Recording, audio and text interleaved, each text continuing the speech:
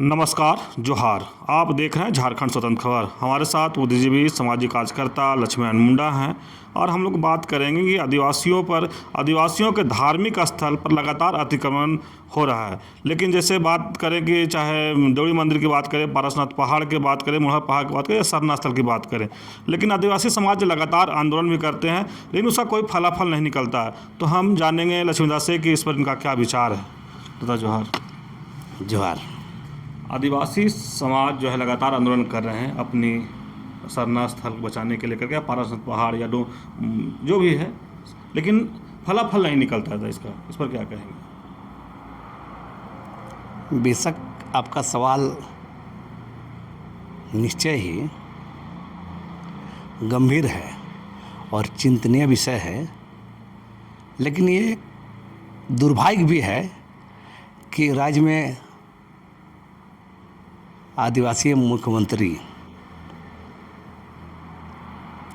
संथाल समुदाय से आने वाले मुख्यमंत्री हैं।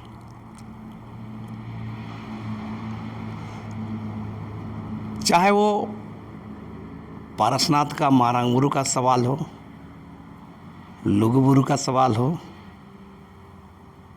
सुतियांबे का सवाल हो, देवड़ी का सवाल हो, ऐसे और भी जो है आदिवासियों की जो आस्था केंद्र है, प्रतीक स्थल है, वहाँ लगातार अतिक्रमण हो रहा है और आंदोलन भी आदिवासी समुदाय कर रहा है, मांग कर रहा है, लड़ रहा है।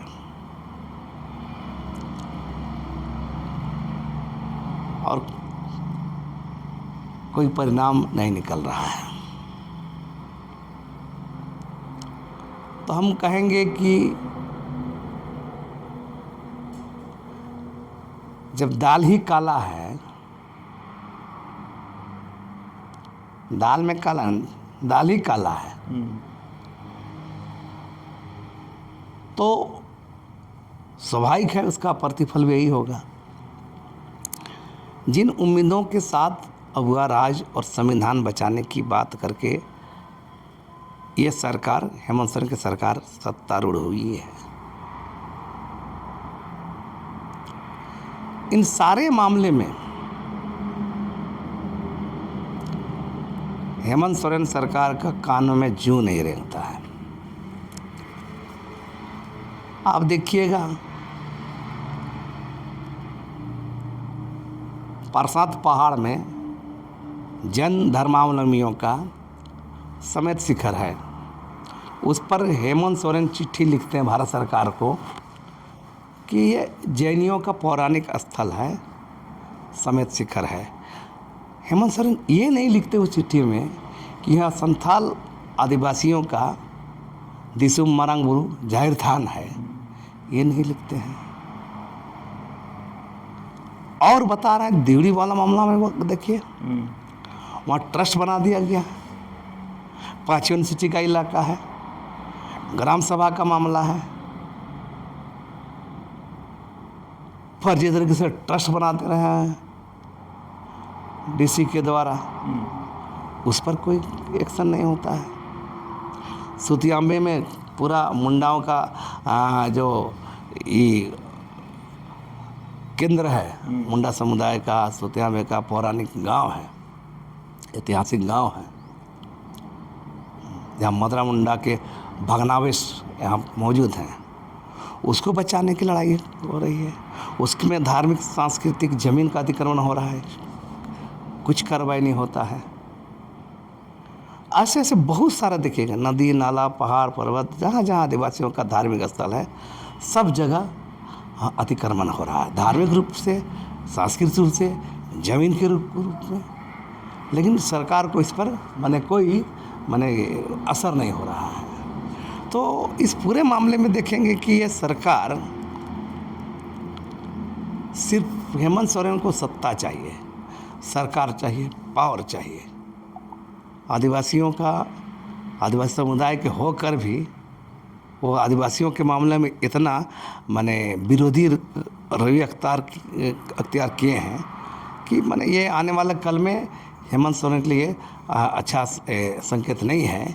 भले वो मैया सम्मान योजना के नाम पर या कोई योजना लाकर, है ना, कभी कभी ठगने वाला काम करते रहे, लेकिन एक दिन पोल पट्टी इसका खुल ही रहा है और आदिवासी समुदाय इसका हर जगह इसका विरोध भी कर रही है। हम इस बात को कह रहे हैं इसलिए कि देखिए कई सारे मामले में देखिएगा हेमंत सोरेन सरकार का भूमिका ही अब देखिएगा क्या रहा है।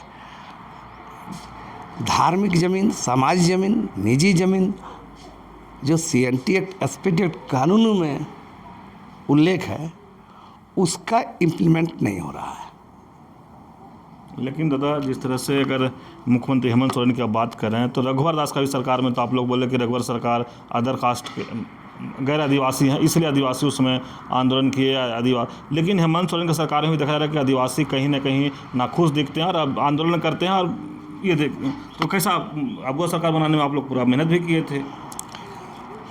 हम बोले ना कि हेमंत सोरेन को सत्ता चाहिए, सरकार बनाना चाहिए, और अपना माने इनको बहुत गुमान हो गया है, घमंड हो गया है, हम देश के सबसे बड़े आदिवासी नेता हैं। लेकिन ये क्यों भूल जाते हैं कि जो हस्र आपके बगल में BSP का हो गया, बहुजन समाज पार्टी का, जो हस्र अब देखिएगा तो केजरीवाल का हो गया, तो इनको उससे सबक लेना चाहिए कि आप ज़मीन और अपने लोगों को छोड़ दीजिएगा तो आपका भी हस्र वही होगा। आज स्थिति है कि इन 6 साल में 19 में मुख्यमंत्री बनने बाद इन आप बता रहे हैं 25 में 17 मार्च को रांची की राजधानी में, झारखंड की राजधानी रांची में मैंने एक अभूतपूर्व घटना घटी, जब तमाम आदिवासी मुख्यमंत्री का पुतला दहन हुआ, तमाम विधायकों का पुतला दहन हुआ, 30 विधायकों का पुतला दहन हो गया, सिर्फ और सिर्फ शिरोमटोली का मामला में। हम कह रहे हैं कि शिरोमटोली केंद्रीय शरणार्थी का विवाद किसके द्वारा लाया गया है।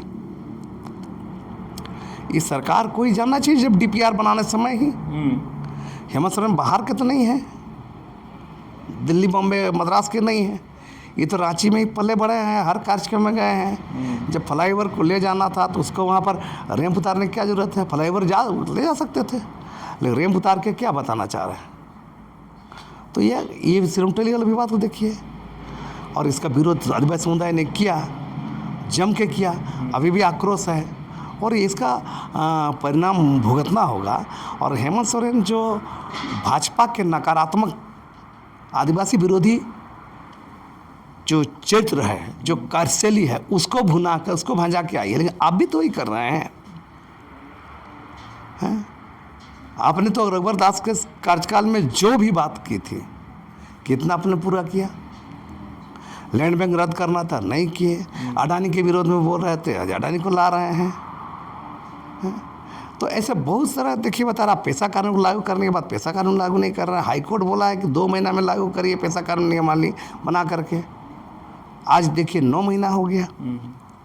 और भाई जमीन कानून को देखिए, बहुत सारे असंवैधानिक चीज़ें वहाँ पर लागू है, उस पर नहीं कर रहे हैं, तो किस तरह हुआ राज। तो आप देर सवेर लोग इसको समझ रहे हैं, हेमंत सोरेन को भी पहचान रहे हैं, है ना।